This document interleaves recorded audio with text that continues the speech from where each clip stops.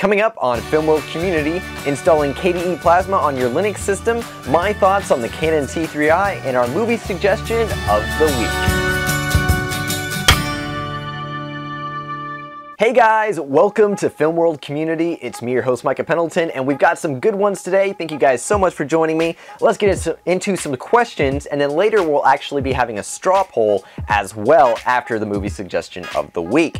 So let's get into our first question, and it comes from Ace the Dolphin Guy. He says, would you recommend me getting, aka asking for Christmas, best way to get things, a Canon T3i, or would you recommend something different that's still around the T3i's price range? Also, if I was going to be buying used, where should I go and what should I watch out for? Well, Ace the Dolphin Guy, I would recommend you buy used on the T3i, mostly because if you're going to buy this camera brand new, it'll still cost you about as much as something like a Panasonic G7, which would probably be better for the price. But if you're going to be buying used, you can usually get a lot of T3i's for a pretty decent price. And a great place to go, as usual, when buying used stuff is eBay. I mean, I got eBay up right now, and I can see all kinds of good-looking options for 300 bucks or so, which really is not bad. For me personally, the T3i is a great camera and definitely a great starter point if you haven't used something more advanced like a DSLR, which of course is not very advanced in the world of like cinema cameras and stuff like that, but if you're going from a camcorder, a DSLR is a great place to go, and a T3i is definitely a great starting point. But yeah, I would recommend you check out eBay. I usually like to do buy it nows, or you could try for an auction. I recommend that you do go for an auction, depending on how good it is and how many things are in the bundle. Like if it comes with a ton of extra lens, you might want to go higher, but I would recommend you don't go much higher than probably 300 to 350, because it seems like you can really get a lot almost all day long for around $300. So if you're staying around $300 to $350, you can get a pretty good looking DSLR, aka T3i. But things to look out for, definitely take a look at the body. If you see the body and it has a lot of scratches on it, bumps and everything, then odds are pretty good the internals are not going to be good either. The other thing to look out for if you're going to be buying with a lens, definitely see if there's any photos looking through the lens. Like I've bought several vintage lenses off of eBay and I've had good luck so far, but one of the great things to look out for is if you have a photo of somebody shining through the lens onto white background, red background, whatever, it doesn't really matter, so that you can see if there are any scratches or smudges or dirt on the inside or anything like that. Just take a good look at the pictures. Also, big thing is check out the owner, the seller itself. Are they a reliable seller?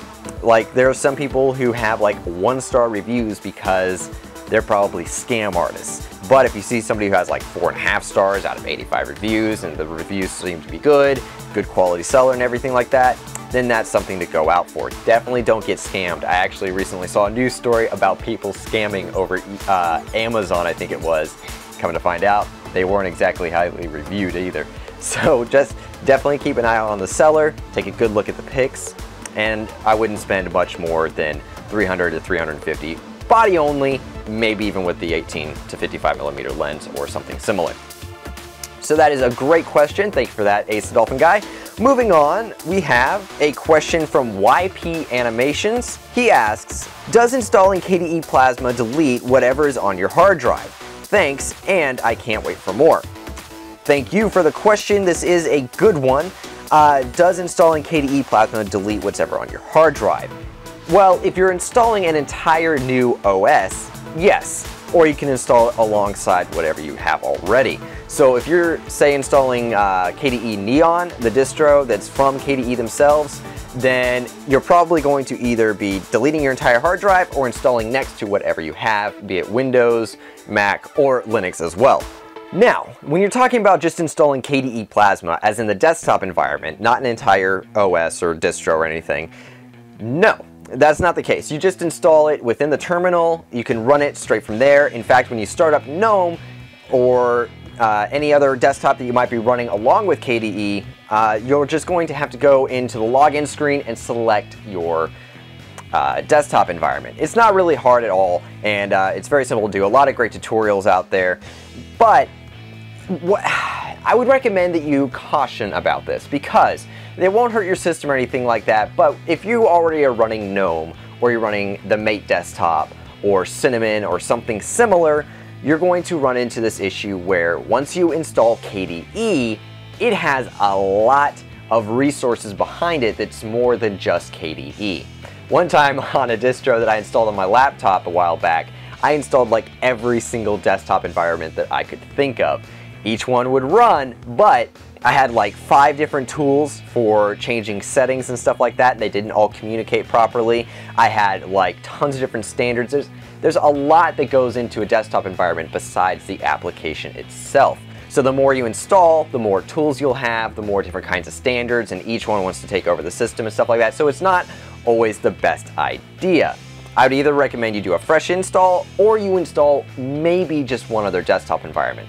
Now, if you're running something like GNOME and you want to install Mate, the Mate desktop is basically the same thing as GNOME as far as its backwards compatibility and stuff like that goes. So you're not going to have too much of a problem there. In fact, on this laptop right here, I actually have GNOME and Mate installed.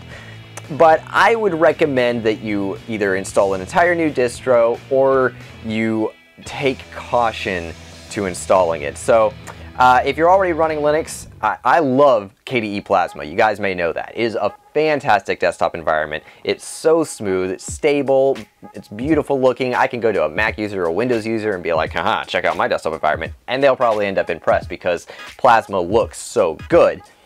But do take caution, just keep in mind that there are a lot of other tools behind the desktop environment besides the desktop environment itself, and they all want to argue with each other. So I know that's kind of a long-winded answer, and I'm not trying to keep you from doing it. It's definitely a good option if you would like to, but yeah, just look up some tutorials and go ahead and give it a try, and any other questions, definitely ask them on the Filmworld forum. Next question comes from Dage1. He says, what software do you use to calibrate your monitor for video editing, so then keep producing those great videos? Alright, thank you. Well, interesting story. I don't calibrate my monitors. I know a lot of people do, and a lot of people find it very important. I do think it can be very important.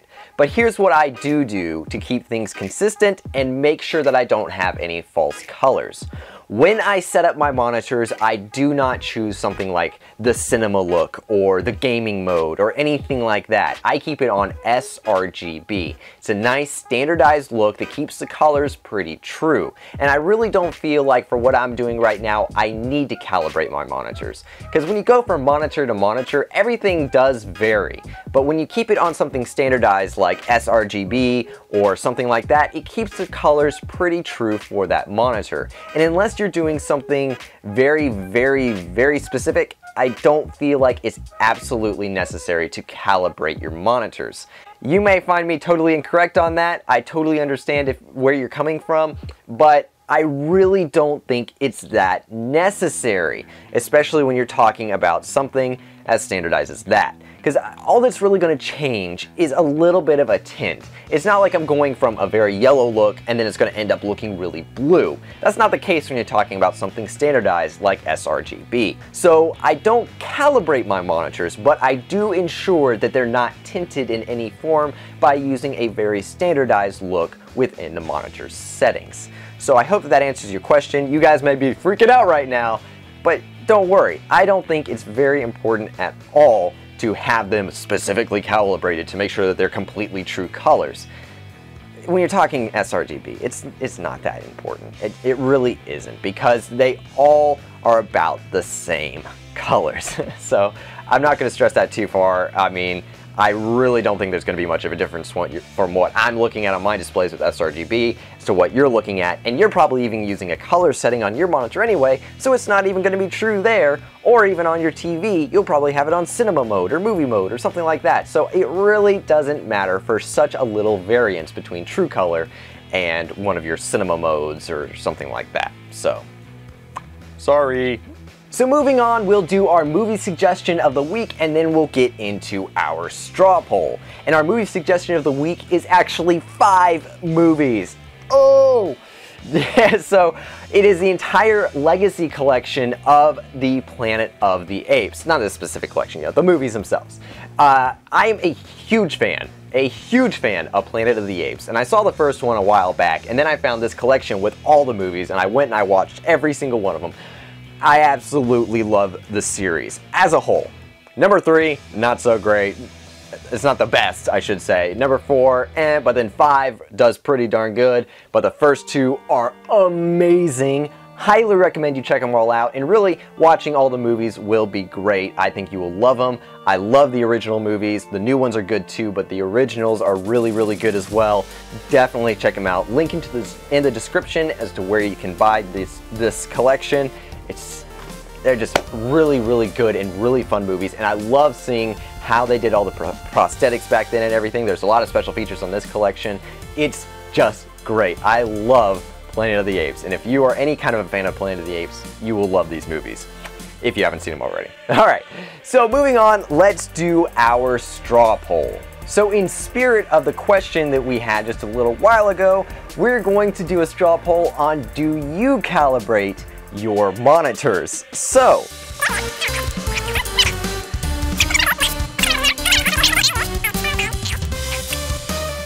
there's our straw poll, link below. Make sure you get in your votes and share it so that other people can get their votes in as well, and we will be showing the results on next episode of Film World Community. So this will be a fun poll, and definitely check it out and vote.